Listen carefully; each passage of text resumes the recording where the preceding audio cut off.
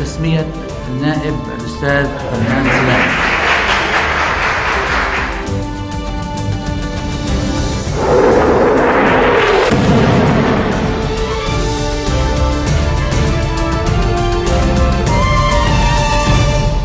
Bonjour à tous, merci de nous rejoindre sur Futur TV pour cette nouvelle édition de la rédaction. Voici les titres de ce journal. Le chef du bloc parlementaire du courant du futur, Fouad Signora, a appelé à la formation d'un cabinet dans les plus brefs délais.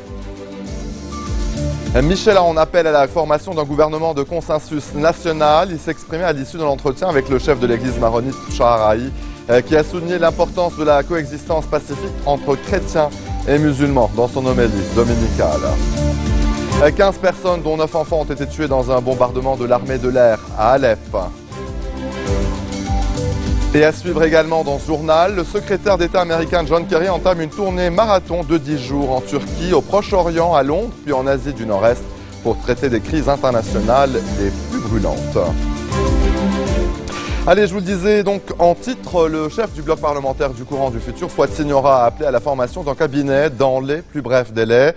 Dans son point de presse hebdomadaire, il a estimé que les partis politiques ne devaient pas poser des exigences rédhibitoires au Premier ministre désigné lors des consultations parlementaires. Signora a aussi appelé à ne pas perdre la chance actuelle de constituer un nouveau gouvernement.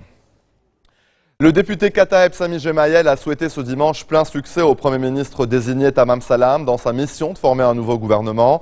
Dans un discours lors d'un rassemblement des cadres de son parti au Forum de Beyrouth, il a appelé le Premier ministre désigné à œuvrer pour un consensus autour d'un projet de loi électorale, à protéger le Liban de la détérioration de la situation sécuritaire et à rebâtir la confiance internationale dans le pays.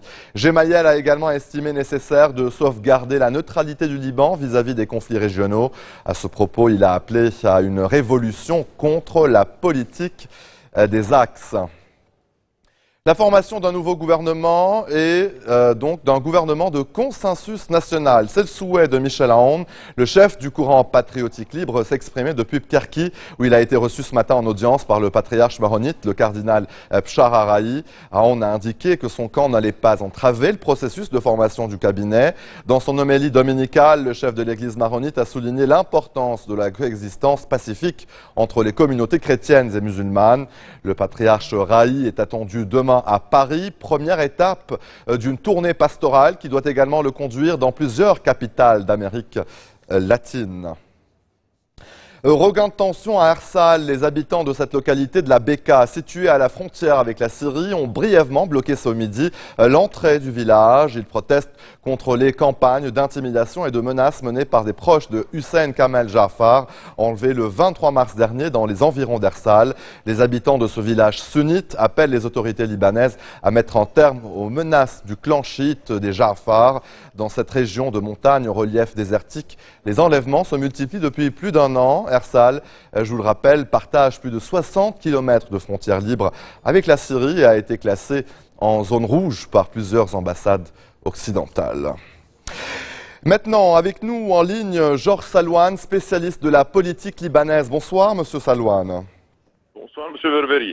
Alors, j'aimerais tout d'abord parler un peu avec vous de cette désignation. Tamam Salam, Premier ministre désigné. Dans les prochains jours, il va mener des consultations parlementaires en vue de la formation du gouvernement. Quelles sont, à votre avis, les priorités de ce gouvernement de Tamam Salam? Écoutez, M. Berberi, j'aimerais souligner que nous avons aujourd'hui, comme nous l'avions même prédit le 3 avril passé, la nomination d'un Premier ministre courageux, honnête intellectuellement, respectueux de la volonté et de l'intelligence de ses concitoyens et avec un franc-parler direct, sans hésitation concernant les issues majeures. Dans le job description de son gouvernement, il a bien confirmé, hier soir même, que sa mission première est la tenue des élections législatives libres et représentatives. C'est la personne qui instaurera, à mon avis, le printemps libanais. C'est une chance pour les Libanais, toutes confessions confondues, et plus spécialement pour la communauté chrétienne, il faut bien le dire, bien le spécifier. Et cette communauté chrétienne ne doit pas laisser passer outre cette opportunité, puisque M. Salam est l'héritier d'une famille politique qui a toujours cru en le dialogue, en la coexistence et en la liberté de pensée de chacun de nous. C'est une personnalité très diplomatique, mais qui est très ferme dans ses principes et qui ne tergiverse pas dans ses choix politiques majeurs. Justement, Monsieur Salouane, vous dites qu'il dans ce contexte, justement, c'est un gouvernement qui prépare les élections, mais aussi un gouvernement qui doit gérer la crise syrienne et ses retombées au Liban.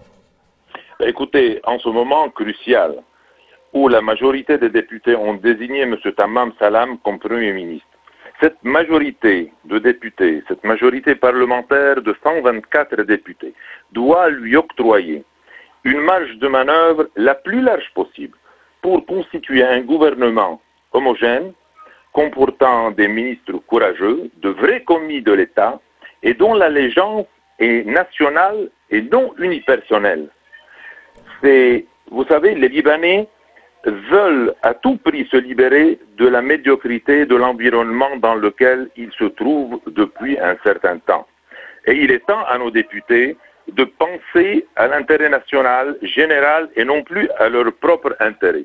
C'est pourquoi, au niveau de la crise syrienne en ce moment, qui va en crescendo, hélas, et dont le peuple syrien paye le prix quotidiennement dans son sang et dans son avenir, aussi bien économique, politique et social, il faudrait que le rôle du Liban soit un rôle fraternel, un rôle d'aide à cette population au niveau social, au niveau des déplacés, au niveau politique, et non plus au niveau un moyen d'ingérence dans une crise qui prend de plus en plus d'ampleur et dont nous ne connaissons hélas pas l'issue. Est-ce que vous pensez que les armes du Hezbollah pourraient entraver la rédaction de la feuille de route du gouvernement? Je pense que le Hezbollah doit être plus intelligent et assez intelligent pour laisser gérer cette crise à froid. Le Hezbollah ne doit pas avoir intérêt à faire imploser la situation au Liban. Le gouvernement, M. Tamam Salam lui-même l'a affirmé. Il a affirmé que son gouvernement a une mission primordiale, une seule. Il a bien établi les directives, faire passer les élections, tenir des élections. Sur quelle base, sur quelle loi, M. Salouane? Parce que c'est aussi un problème. Les partis politiques n'arrivent toujours pas à s'entendre sur une nouvelle loi électorale.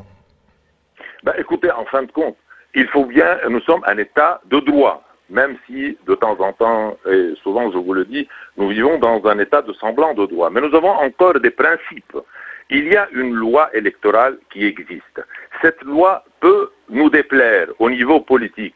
Chacun est libre de penser comme il veut. Mais la loi de 1960, c'est-à-dire instaurée en 1960 lors des élections du temps du président Camille Chamoun, cette loi-là existe. Cette loi-là... Il nous reste 20 secondes, M. Salouane. Pardon? Il nous reste 20 secondes.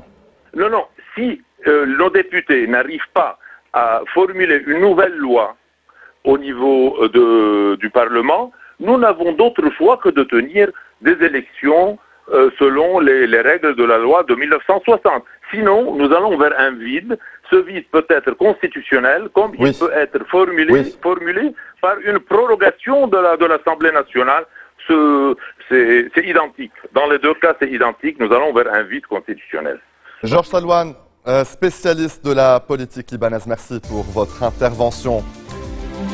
Restez des nôtres au retour de la pause. Les Monténégrins aux urnes pour élire un nouveau président.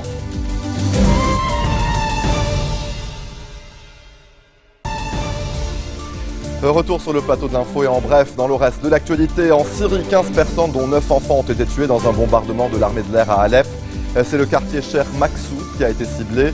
Quelques heures après le bombardement, des milices kurdes auraient attaqué un barrage de l'armée régulière et tué 5 soldats. Selon les Nations Unies, le conflit syrien qui se poursuit depuis mars 2011 a déjà fait plus de 70 000 morts. Les Monténégrins votent ce dimanche pour élire un nouveau président. Quelques 511 000 électeurs sont appelés aux urnes. Pour ce scrutin, la lutte contre le crime et la corruption et redresser la situation économique du pays sont les grands défis qui attendent le prochain président. Le chef de l'État sortant est crédité de 55% des intentions de vote. Le secrétaire d'État américain John Kerry a entamé une tournée marathon de 10 jours en Turquie, au Proche-Orient, à Londres, puis en Asie du Nord-Est pour traiter des crises internationales les plus brûlantes, la Syrie, le conflit israélo-palestinien et la Corée du Nord. À Istanbul ce dimanche, John Kerry a pressé Israël et la Turquie d'accélérer la normalisation de leurs relations, insistant sur le rôle clé qu'Ankara pouvait jouer dans la relance du processus de paix au Proche-Orient. Coincé entre l'aéroport et les banlieues sud de Beyrouth, le camp de Burj El Barajneh est la zone la plus peuplée de la capitale. Il héberge environ 18 000 personnes sur une surface d'1 km² seulement.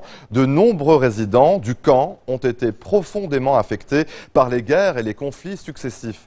Leurs perspectives d'avenir sont sombres. Depuis fin 2008, Médecins sans frontières a mis en place un programme d'aide psychologique à l'attention des Palestiniens et des Libanais les plus vulnérables vivant dans et autour du camp de Burj El Barajneh. أنا صحيح مش قايلة لحد يعني إني أنا باجي هيك مكان، بس أنا مقتنعة فيه.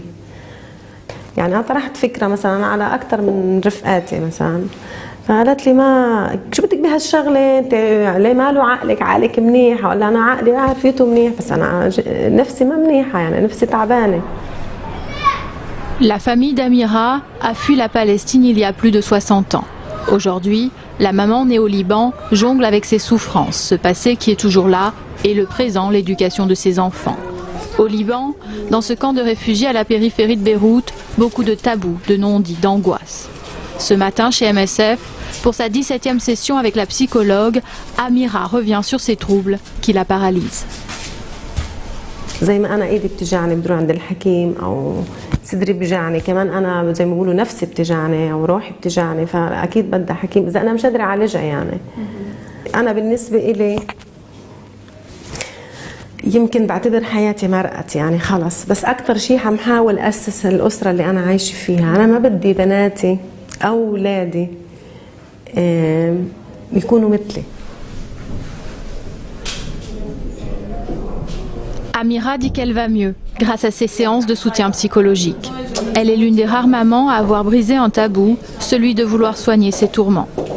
Ici, dans le camp à Burj El Barajneh, plus de 18 000 personnes vivent sur 1 km². En majorité, des réfugiés palestiniens et des Libanais. La vie est supportable car moins chère, mais le camp est surpeuplé. Auprès des plus vulnérables, dans le camp le plus dense de Beyrouth, MSF a choisi d'offrir une aide à la souffrance psychique. On essaye vraiment de restaurer la capacité de ces patients à faire face aux événements difficiles de leur vie.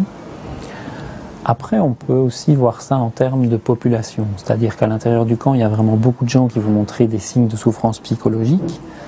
Il y a un nombre déjà plus restreint qui va vraiment correspondre à un diagnostic psychiatrique, et à l'intérieur de ceux-là, il y a un nombre encore plus petit qui a vraiment des problèmes de fonctionnalité, c'est-à-dire des problèmes pour travailler, des problèmes au quotidien, à la maison, et c'est vraiment ces patients-là qu'on essaye de traiter en premier lieu.